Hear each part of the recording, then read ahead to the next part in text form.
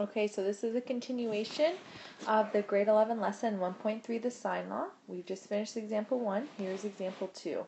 So in example 1, we were looking for a side length of a non-right angle triangle. And now the question says, if you look at your sheet, that we are going to try to find the angle x. So can we use SOHCAHTOA? What do you think? Remember, we can only use SOHCAHTOA when we have a 90-degree angle. So we're looking for a symbol like that. There is no symbol like this, so we cannot use SOHCAHTOA, which means we're stuck with our last two tools, which is sine law and cosine law. And since I have not taught you the cosine law yet, we know we're going to use sine law. So the first thing that you're going to do is write out the sine law.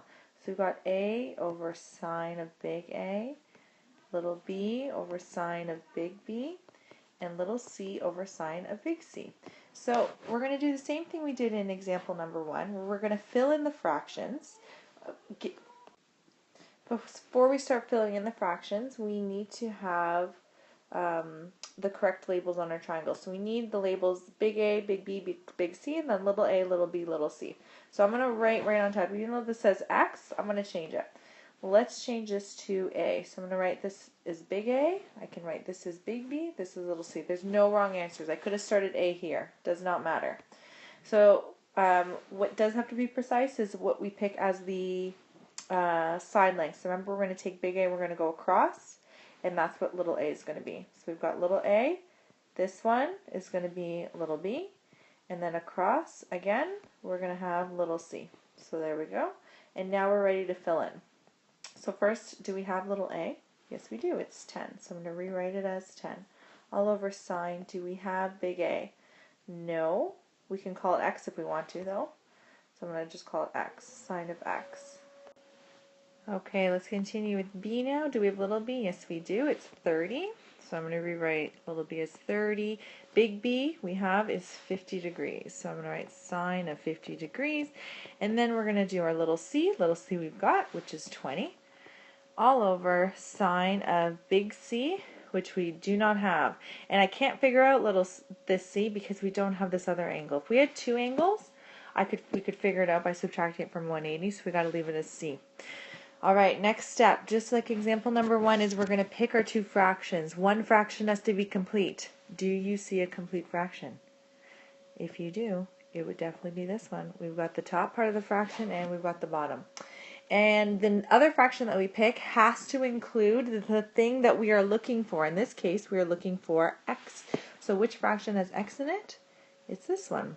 So now that we've got our two fractions, we can rewrite underneath. So let's do that now. So I'm going to write that 10 over sine x equals 30 over sine 50. So don't forget, what are we looking for? We're looking for x. Now, x is at the bottom here. So that can be a little bit of an algebra issue. So this is sort of like example number 3 that we did in our very, very first lesson on trigonometry, where what we need is at the bottom of a fraction, and I taught everybody a trick.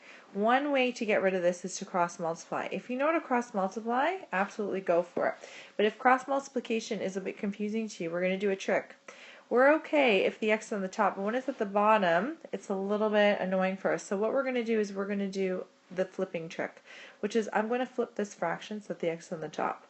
But if I do that to the left, I better do that to the right as well. So I'm going to rewrite these fractions as flipped versions of themselves. So let's flip the first fraction. So we're going to have sine x over 10 is equal to, and I've got to flip the second fraction too, is going to equal to sine 50 all over 30. So now this becomes a bit easier. Don't forget, we're looking for x by itself.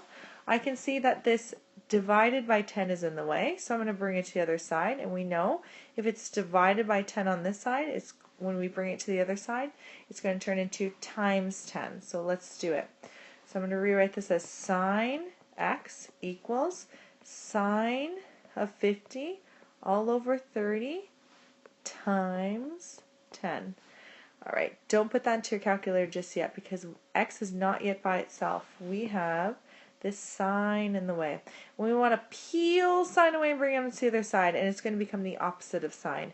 And if you remember all the way back to lesson number 1, the opposite of sine is sine inverse. So when we take sine and we bring it across the equal sign, it's going to turn into the opposite, which is sine inverse. So this is what you're going to write.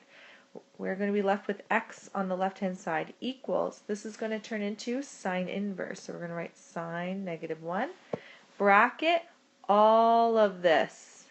So we're going to write bracket sine 50. You know what? I need to write this down a little bit further so it doesn't confuse anyone.